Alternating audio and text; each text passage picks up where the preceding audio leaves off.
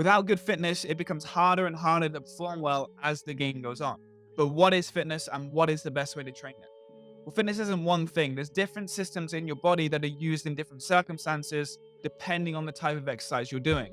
And there's three different types of endurance every player needs if they want to have elite fitness.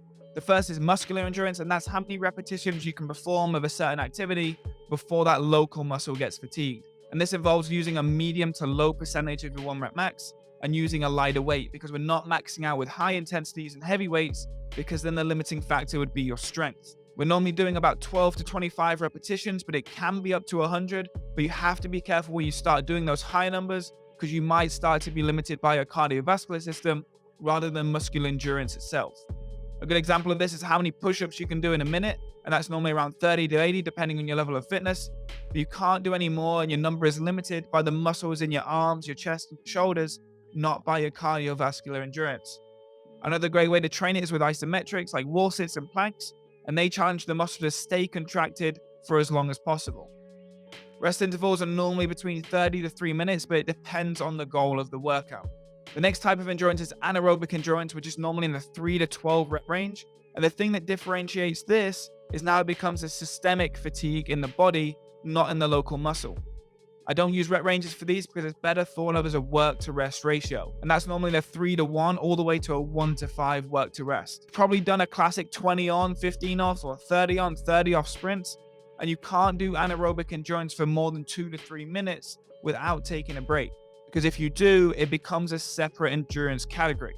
And we'll talk about that one in just a second. But what most people fail to do is manipulate that work to rest ratio. So a 3 to 1, like I said, would be 30 seconds on as hard as you can, but then you get 10 seconds off. But if we go to the other end of the spectrum, like the 1 to 3, you would then still get 30 seconds of work, but then you take off 90 seconds for rest.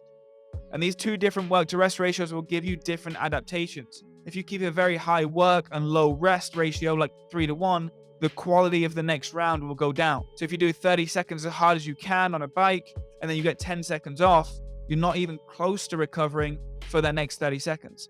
But what that does do is it helps you train through working extreme fatigue. But the downside is it's not going to enhance peak performance. On the other end of the spectrum with the 1 to 3, where you get 30 seconds of work and a minute and a half rest, you're going to have recovered quite a lot from that initial 30 seconds of work. So when you have your next 30 seconds, your output's going to be similar, if not the same, as your initial 30 seconds. But the downside of this is you're not necessarily working on dealing with a really high fatigue level. And so they both have their place, and they both help you with anaerobic endurance, just in different ways. And the third type of endurance is aerobic endurance. So aerobic means with oxygen, and the main difference with this is the duration of the sets. So instead of being about 30 seconds to 3 minutes of work like it was for anaerobic, it's now 3 to 15 minutes of work at a time. An example would be a 1 mile repeat where you run a mile as quick as you can, and then you rest however long it took you to run that mile. So if it took you 7 minutes to run the mile, you then get 7 minutes of rest before you then go again. So this would be an example of a 1 to 1 work to rest ratio. And again, we can manipulate these depending on the goal of the workout. So there's your 3 types of endurance, and you're going to prioritize the different ones depending on what your weaknesses are and what your goals are and what sport you play. But I do think it's a good idea to train all of these at some point to build a solid base of fitness.